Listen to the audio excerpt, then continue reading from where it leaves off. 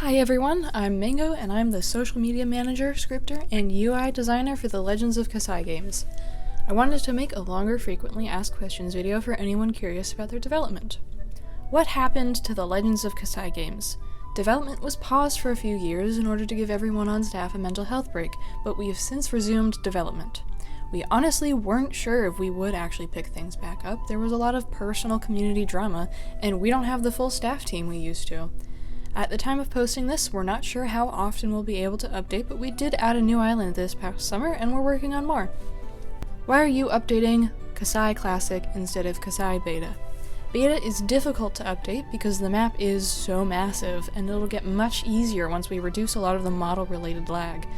Right now, we're focusing on more experimental updates with Classic so we can figure out the direction we want to go in.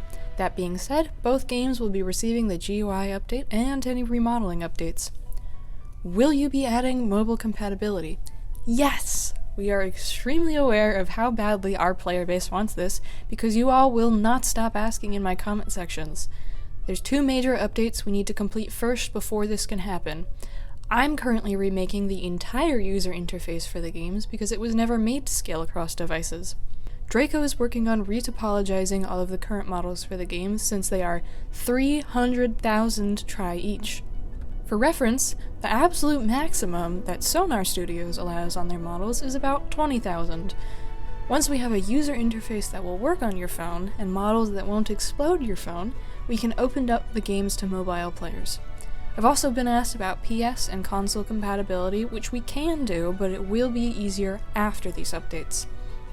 What do you have planned for the games? GUI overhaul. Not only will this add mobile compatibility, but we're using it as an umbrella for a lot of quality of life updates we want to add to the games. This includes features like a free RGB color wheel, hex code and RGB inputs, an improved accessory system, an invisibility material, so many more save slots, and more. I already have made a significant amount of progress on this, but it'll take time to complete.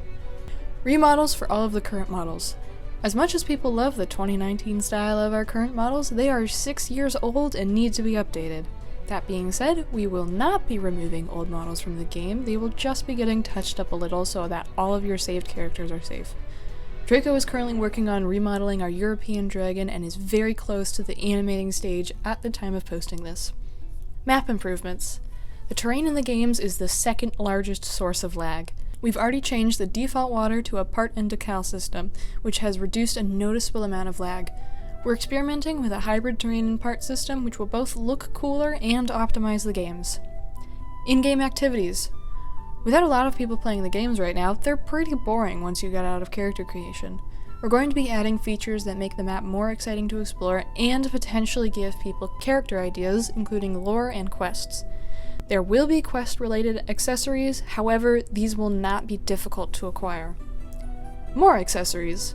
There's a lot of accessories we designed and modeled but never released, so we're working on updating those and adding them to the game, which includes setting up accessories to work across all the species.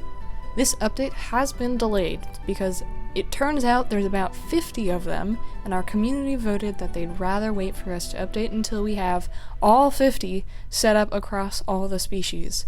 It's extremely tedious, and Draco has better things they can be doing with their time, so I will be picking that up so that we can actually get the update out.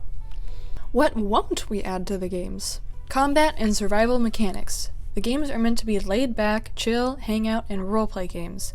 We will not be creating any content around combat and survival, there are enough of those games already. Trading system. We're aware it's pretty common for people to accept commissions to make other people cool characters. It's not set in stone yet, but we don't want to do this as it can cause issues with cross-trading, scamming, and overall encourages people to spend more time in character customization than hanging out on the map. Premium currency.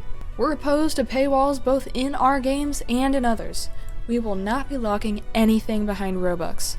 At most, we may add in-game currency for roleplay purposes only. If you do want to support the games, we instead have donation t-shirts you can find in our group store. Gacha mechanics. We will not be adding a gacha system for acquiring accessories, species, or body modifications. Games do this because it drives engagement and revenue, and that's not why we made Legends of Kasai. There's enough games already built around these systems. I hope this answered all of your questions, but if it didn't, you can comment any you still have, and I'll answer them as best I can. If you enjoyed this, or want to get updates about what we're working on, this is the account to subscribe to. Thanks for watching!